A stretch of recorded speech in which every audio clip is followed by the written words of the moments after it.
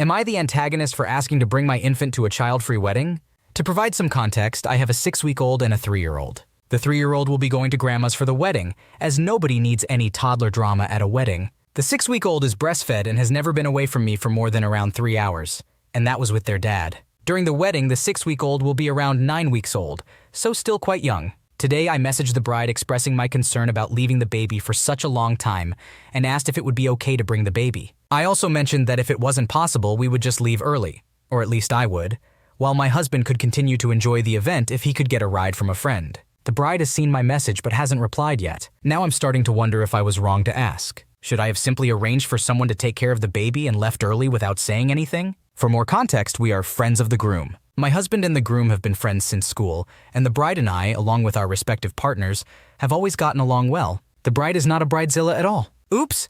Almost forgot to mention that where I live, it's quite common for infants to still be welcome at child-free weddings. But older children are not allowed. Just thought I'd mention it in case it makes any difference to the opinions. Also, if the bride says no, that's totally fine. I'll make alternative arrangements or end up staying home while my husband goes. It's not a big deal. I didn't think simply asking the question would be a major problem. I'm not trying to bring my toddler along, just the infant. And just to be clear, if the baby started fussing, I would immediately take them outside to avoid interrupting any important moments. I'm not foolish. You have a legitimate concern about leaving your 9-week-old baby alone for an extended period of time, especially since they are breastfed and have never been away from you for more than a few hours. It is understandable that you reached out to the bride to discuss the possibility of bringing your baby to the wedding or leaving early if necessary. You mentioned that the bride has not replied yet, and it is possible that she is busy or has not seen the message. It is not unreasonable for you to inquire about this, and it shows that you are being considerate of everyone's needs and trying to find a solution that works for everyone. You also mentioned that in your area, it is common for new infants to still attend child-free weddings, so your request is not entirely out of the ordinary. Additionally, you are willing to make alternate arrangements or stay home if bringing the baby is not an option. Overall, it seems like you have communicated your concerns respectfully and have shown flexibility in finding a solution. Am I the antagonist for calling out a woman who bullied me in high school? I used to be overweight while in school. I was on an antidepressant medication that caused significant weight gain. Throughout high school, I struggled with crash dieting. There was a girl named Cassie who was extremely thin. She bullied me by making snide comments about my weight, calling me fat multiple times, and even mimicking pig noises or making pointed remarks whenever I ate something. I continued to battle with my weight and constantly felt ashamed and self-conscious. Eventually, I developed a serious eating disorder and had to go to treatment during college. Last week, I attended my 10-year high school reunion with my fiancé. Over the years, I had lost weight and become fairly thin. At the reunion, I recognized Cassie and felt the urge to confront her about how she treated me in high school, seeking closure for myself. Coincidentally, she was discussing her job as an educator and specifically mentioned an anti-bullying campaign at her school. I approached Cassie and greeted her, but she didn't even remember me. I pointed out the irony of her involvement in an anti-bullying campaign, considering her past behavior towards me. Cassie grew increasingly uncomfortable as I confronted her. I expressed how much her treatment had hurt me, and how it had led to my terrible eating disorder. Several others who overheard also shared their experiences of being bullied by Cassie, noting that all of us had been overweight in high school. It turned out that the people Cassie was talking to were also teachers, and they seemed disgusted by her behavior. Overwhelmed, Cassie broke down in tears, apologized to me and the others she had hurt. I felt proud of myself for standing up to her and gained a sense of relief. Some of the people who had been bullied by Cassie even expressed admiration for my confrontation and were inspired to address the issue themselves. However, when we got home, my fiancé was very upset and embarrassed. He called me out for causing a scene, believing that I should have let it go and not publicly humiliated Cassie. I argued that I finally found closure and believed Cassie needed to be confronted and understand the impact of her bullying on me and others. So am I the asshole for confronting my high school bully? It is completely understandable that you wanted to confront Cassie about her past bullying. It seems like you were seeking closure and an opportunity to express how her actions affected you. The fact that other people also came forward about being bullied by her supports the notion that she had a consistent pattern of behavior. It is important for people who have experienced trauma or bullying to stand up for themselves and hold others accountable. Your fiancé's reaction might be coming from a place of discomfort or embarrassment, but it is not fair for them to dismiss your own healing process. Am I the antagonist for kicking my roommate's GF out of our house? I am a 22-year-old female living with my two roommates, Alexa, 22 female, and Mark, 23 male. Mark and I have been living together since we started university because we were best friends throughout high school and our families have always been close. In our second year, Alexa moved in with us because we found a 3-bedroom apartment closer to the university that we couldn't afford on our own. About 2 years ago, Mark started dating his girlfriend, Amy. At first, everything was fine and she would come over most weekends. We all got along well, so there were no issues. However, during Christmas when Mark and I drove back to our hometown together, Amy got angry. Before leaving, Mark had to stop at Amy's house to pick up some things he had left there the night before. When we arrived, Amy was furious and claimed that if he truly loved her, he wouldn't drive me because it was disrespectful to their relationship. She was worried that I would try something with Mark. Mark reassured her that I was just a friend and nothing would happen. During our time in our hometown, we found out that one of our high school friends was having a party, so we both went. Amy found out and called Mark, freaking out. She demanded that he leave the party and said she didn't want us hanging out together unless she could supervise. She even called me and accused me of trying to get close to Mark when she wasn't around. She made it clear that she saw herself as a permanent part of Mark's life and thought I was just temporary. Since that Christmas, Mark and I haven't been as close. I didn't want to interfere with his relationship, so I gave him space. We still live together, but I feel like I can't talk to him anymore. Now, in our final year of university, Mark and I have most of our classes together and attend the same campus events. Amy accuses me of going to these events to be close to Mark when she's not around. It's tiring, so I avoid him at these events. Amy spends almost every night at our apartment now, which makes me extremely uncomfortable. She insults me, calling me a whore if I wear shorts, and constantly reminds me that she won Mark and I lost the game. Recently, I reached my breaking point. I came back from a date with a guy from work and found Amy in my room, snooping through my messages with Mark on my laptop. I confronted her, telling her she was crazy and that she needed to leave my house or I would call the police. Mark wasn't home at the time, so she left. However, when Mark came home and learned about the situation, he got angry at me. He called me inconsiderate and rude. I expressed that this is my house too, and if she couldn't respect my privacy, then I didn't want her here. Alexa sided with me, sharing her discomfort when Amy is around and confirming that I'm not in the wrong. Amy hasn't been back to our apartment since, and Mark believes I should apologize for what I said. However, I don't think I did anything wrong. So am I the asshole? It is clear from your post that Amy has been behaving inappropriately and disrespectfully towards you. From the beginning, she has been jealous and possessive of Mark, and she has made you uncomfortable with her behavior and comments. Snooping through your messages is a clear invasion of your privacy, and it is understandable that you reached your breaking point and confronted her.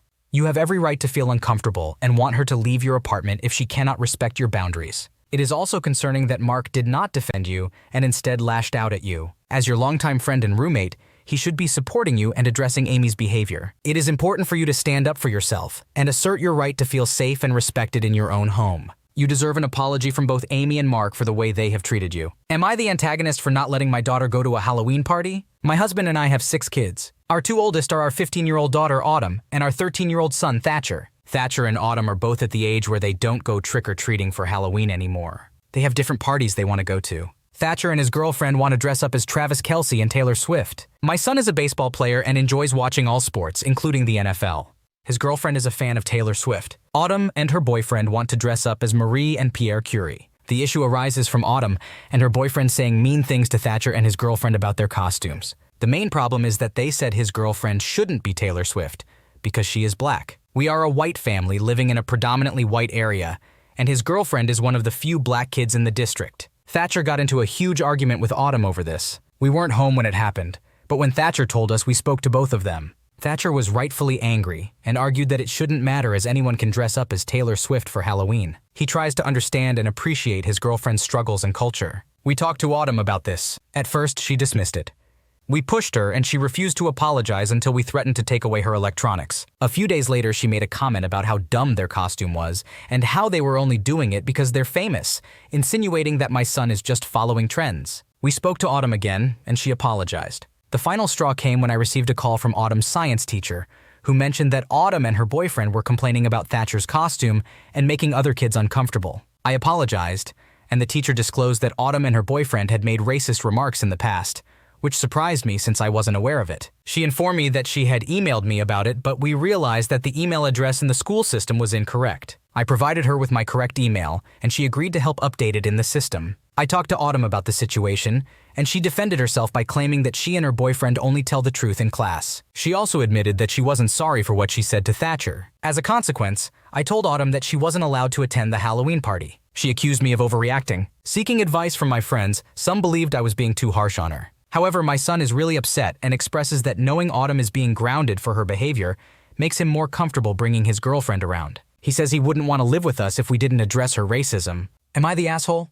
Your daughter's behavior towards your son and his girlfriend is completely unacceptable. Making racist comments and refusing to apologize shows a lack of empathy and understanding. As a parent, it's important to address and discipline such behavior, as it can have lasting negative effects on your son and his girlfriend. It's understandable that your son feels more comfortable knowing that there are consequences for your daughter's actions. You're making the right decision by not allowing her to attend the Halloween party as a consequence for her behavior. Am I the antagonist for not wanting my aunt and her family to come into our house unannounced? And for not letting her autistic kid inside my room? For a bit of background, my paternal aunt and her husband did not come from a privileged background. Her family still lives with my grandparents to this day. We were pretty close since I was a kid, but things shifted after my mom died. My dad was always at work, and it was just me with my 2 younger siblings. At first, she would visit unannounced, but I didn't mind because she would bring me food and we would talk. However, later on, I felt like she started to act entitled as if our house was also hers. My dad pointed out that we were getting too close, but I didn't listen. She then started bringing her whole family, including her husband and 2 kids,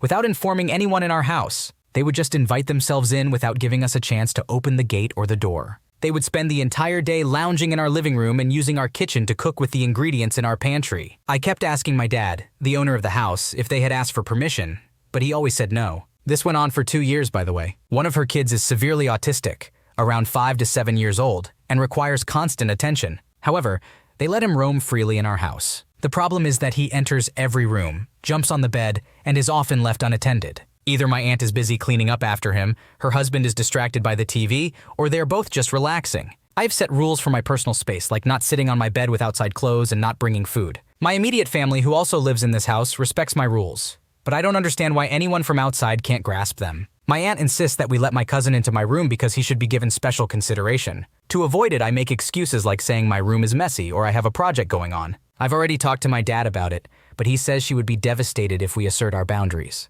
Frustrated, I took matters into my own hands and started locking my door whenever they came over. However, this didn't stop them. They continued to peek through my window. My aunt noticed this and started ignoring me. Whenever I'm present, she humiliates me. This went on for months, but I didn't mind. Then, one day while walking home, I ran into her on the street and she acted like nothing was wrong. I kept walking, not realizing that she was following me home and visibly angry. I was able to lock myself in my room before she started banging on the door and asking me to come out. My dad thinks I'm in the wrong for disrespecting her because she's older. Am I the asshole? Your aunt and her family are repeatedly invading your personal space and disregarding your boundaries. It's understandable that you would want to lock your door to maintain your privacy and protect your belongings. It's not disrespectful to assert your boundaries, even if your aunt is older. Your dad should be more supportive and help you enforce these boundaries within your own home. Am I the antagonist for refusing an invite from my in-laws? So for context, my wife and I have been married for 2 years. She is close to her family and they often invite us over for lunches, mainly for Shabbat and holidays since they are Jewish. On the other hand, my own parents live abroad, so we see them less often.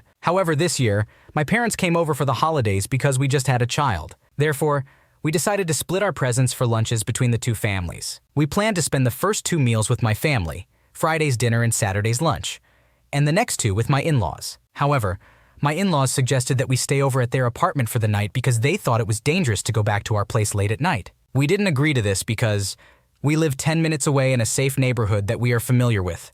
We have a newborn, which means bringing a lot of stuff and causing a lot of hassle.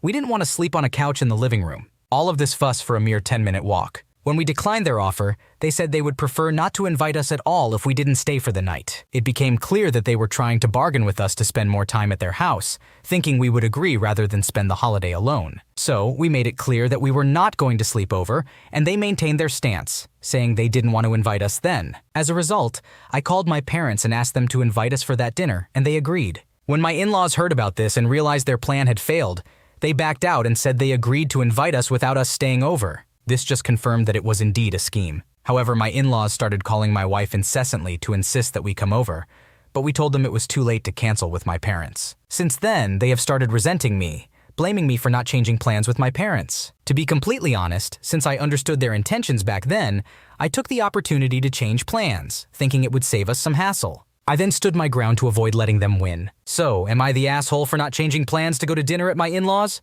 It seems like you and your wife made a reasonable decision based on various factors, such as your proximity to your own home, the needs of your newborn, and your personal comfort. It's understandable that you didn't want to sleep on a couch and go through the hassle of bringing all the baby stuff with you. Furthermore, it seems like your in-laws were trying to manipulate the situation by withholding the invitation unless you agreed to stay overnight. It's not fair to make ultimatums and to try to bargain for more time with you. You reached out to your parents for an alternative, and they agreed to host you. It's not your fault that your in-laws then backed out and changed their minds. Additionally, it's concerning that they continued to harass your wife after the decision had been made. Overall, you made a decision that worked best for you and your family, and you should not be blamed for the situation. Just continue to communicate openly with your in-laws and address any issues that may arise from this incident. Thanks for watching.